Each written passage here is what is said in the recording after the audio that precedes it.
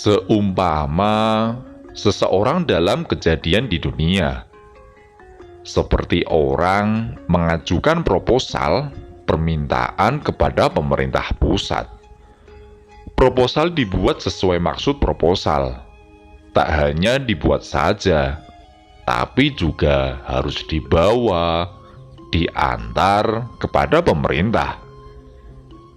Siapa yang mengantar proposal kepada pemerintah, itu akan menjadi sebab ketentuan proposal itu diterima, cepat ditanggapi, ataupun ditolak.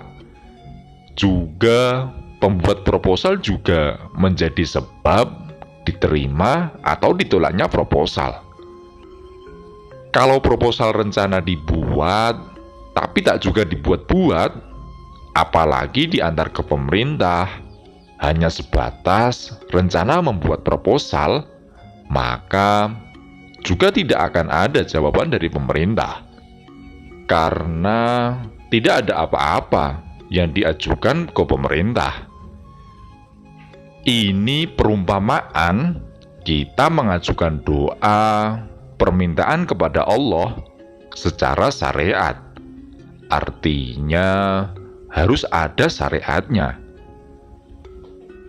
Dalam syariatnya, jika doa kita ingin diijabah oleh Allah, jika tidak melewati para orang yang menjadi kekasih Allah, maka harus suatu proposal doa kita buat. Kita sendiri harus ada yang menyampaikan kepada Allah, yaitu malaikat yang keluar dari doa kita. Malaikat itu yang akan terbang ke langit menghadap Allah. Jika ruhani masih kotor, penuh sifat-sifat tercela, maka doa kita akan tertahan. Malaikat-malaikat itu tidak akan sampai pada Allah, karena sifat-sifat tercela kita sendiri menutup pintu-pintu langit. Seorang guru itu mengajarkan untuk menghapus sifat tercela dari ruhani kita agar kita, doa kita, ibadah kita diterima oleh Allah. Selama ruhani kita ada sifat tercelanya, selama itu juga segala doa dan ibadah kita tidak sampai kepada Allah. Jadi, belum dibilang ditolak. Wong diterima saja belum. Ditolak itu kan kalau sudah sampai. Lah sampai saja belum.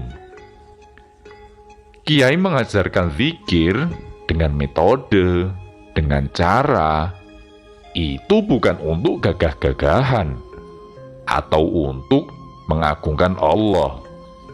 Kita belum sampai pada derajat keagungan.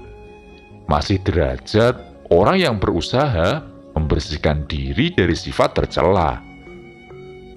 Masih memberi pengajaran pada ego agar tidak merasa sebagai Tuhan, merasa selalu ingin dilayani, marah kalau tidak dituruti kehendaknya, merasa lebih mulia dari orang lain.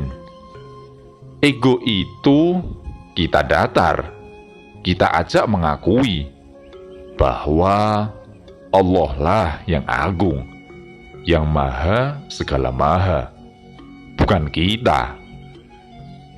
Jadi, kita bawa ego kita untuk mengakui keagungan Allah lewat mengulang-ulang zikir, agar tertanam di dalam ruhani rasa pengakuan bahwa Allah lah yang maha segala-galanya, bukan kita yang maha segalanya.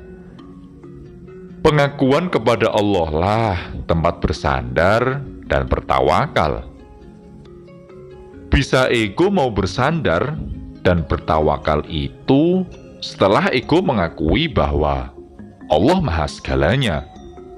Ego tak akan bersandar pada Allah kalau ego masih merasa punya daya dan upaya, bisa dan kuasa melakukan sesuatu. Ketika ego mau mengakui hanya Allah lah yang maha segalanya dan yang bisa punya daya dan upaya, ego mengakui keperkasaan Allah, maka ego baru akan timbul rasa ingin bertawakal kepada Allah. Setelah ego bertawakal kepada Allah, maka Allah akan mengurus segala urusan hamba.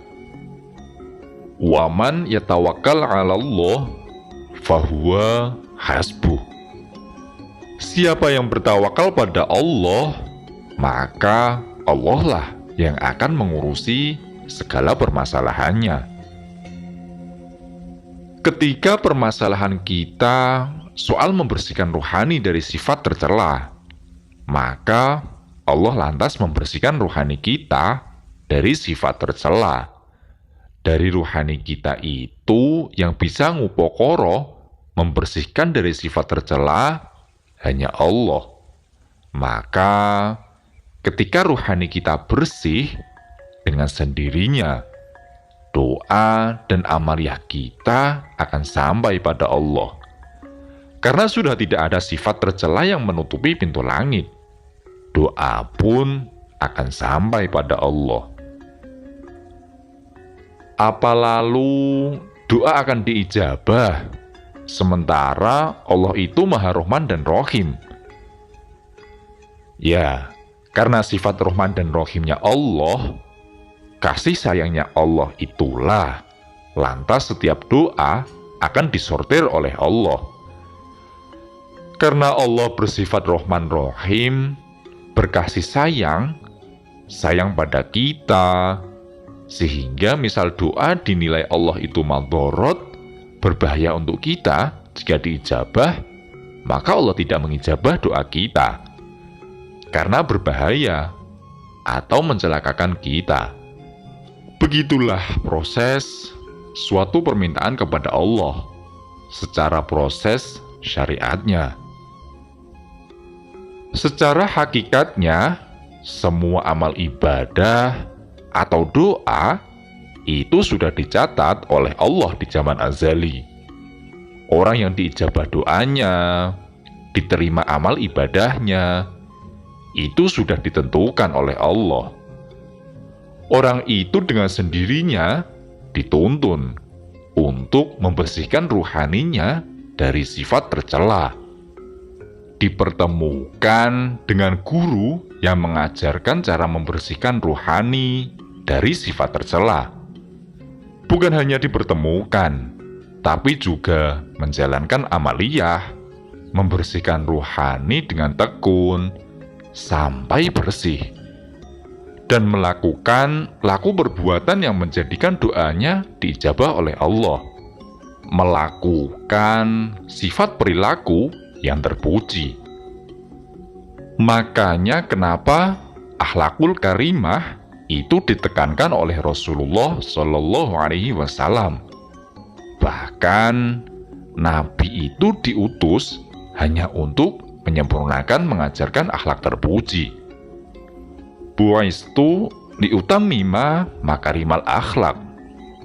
Karena dengan akhlak terpujilah ibadah dan doa kita itu diterima oleh Allah. Tidak punya akhlak terpuji, ya berarti selamanya doa kita dan ibadah kita tidak diterima oleh Allah. Begitulah proses syariat dan hakikatnya suatu amaliyah atau doa sampai diterima dan mendapat jawaban dari Allah.